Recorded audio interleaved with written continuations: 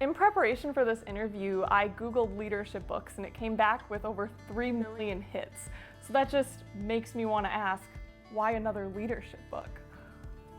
Yeah, that's a great question. If the leadership books that have been written were really having an impact on the results of employees feeling more like they're part of organizations and part of society where we would get the energy of engagement, we wouldn't have statistics like the Gallup statistics.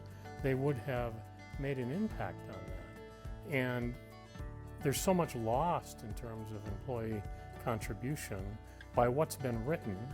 The idea that leaders have to think in a certain way, have certain beliefs, and then a set of practices that they need to use every day to bring people together as opposed to causing divisiveness and division. Yeah, I've probably read many of those books, not a million, but they all seem to have a set of themes that go in particular directions and are influenced by streams of thought. And really, our objective was to take leadership literature, what we call Beyond Servant Leadership, which is the subtitle, to take it in a different direction than maybe it's been in the past. In the past, it's either been we got these great leaders that everybody bows down to and thinks are just incredibly powerful and interesting, and they've got all the right decisions. Then you've got, on the other hand, servant leadership that says employees should be leading and we should be sensitive to them.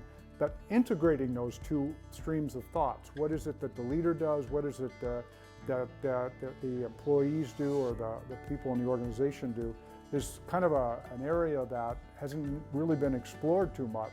And in particular, the dynamic that goes on in a great organization when leaders and employees work together, or leaders and organizational members work together to achieve extraordinary things. What does that dynamic look like? And it's hard to find in the literature, in any of these books, how that happens and where does that emerge. And that's what we thought was unique about what we were trying to put together. In servant leadership, we believe in all of those teachings, but it only goes so far, because a leader not only has to pay attention to all of the, let's say, the soft skills that are important for people, but there's a mission that organizations have to deliver results, to perform, and sometimes that's difficult. And it flies right in the face of seemingly employees who might not agree or might have different ideas. So you have to bring those two together. It's not only about servant leadership, it's about serving the mission of the organization.